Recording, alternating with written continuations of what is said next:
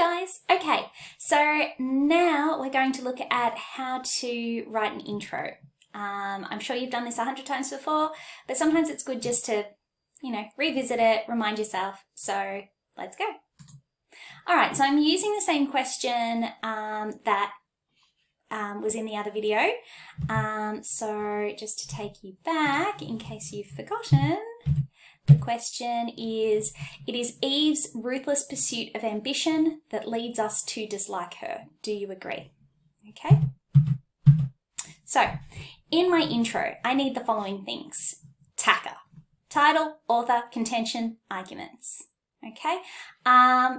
What order you put them in is up to you.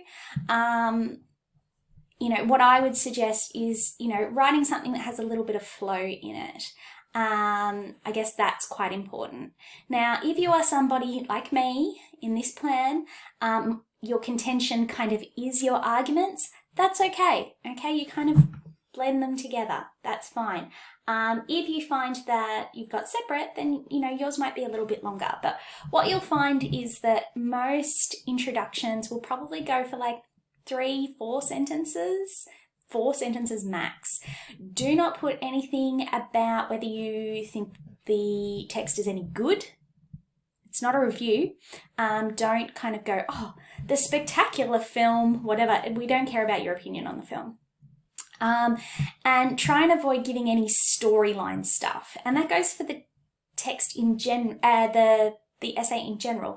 Assume that the person who is reading your essay has seen the film, they know the film, but what they don't understand is what it all means. Your job is to explain what these things mean. So you can refer to a part in the text. So for instance, you could say, in the scene where Margot has just read DeWitt's article, Karen says, da-da-da. That would be enough context of what's happening in the scene. You don't need to tell me who Margot is. You don't need to tell me who Karen is. You don't need to tell me what's happened previously. You can just refer to that scene, like remind me of that scene. And I will remember that scene, but I just don't know what that scene signifies, what the deeper stuff is, okay? So there's a tip. All right, so let's have a look at how I've done my tacker. So I've started with the author, Joseph Mankiewicz, tick. Joseph Mankiewicz's 1950s film, All About Eve, that's the title, critiques both the fickle world of the theatre and the ambitious women who inhabit that world.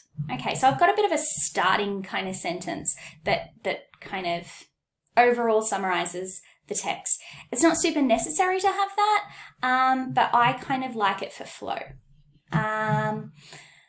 But it still kind of connects a little bit to the question. It's not completely random, okay? It's not like, All About Eve stars Betty Davis. And it's like, okay, cool. It's still a little bit about the question. It talks about ambitious women, okay? Now I get to my contention. Mankiewicz encourages his audience to feel a sense of disgust for Eve Harrington's ambition through her ruthless behaviour in its name. Okay, so can you see how I'm directly addressing the question there? And I'm going, yes, we do dislike Eve. However, and this was going to be my paragraph 2, however, the audience is later compelled to pity this character when her ambitious plans are forcefully harnessed. Okay, so that's my paragraph 2. Part of my arguments.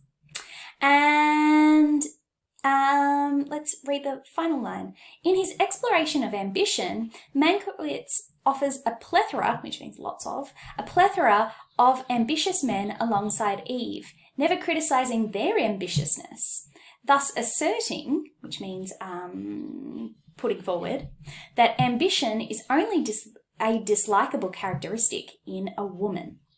That's my third paragraph. So that is my intro. Pretty straightforward. I'm just following the tacker. I got a little bit of fancy up there, but not hugely.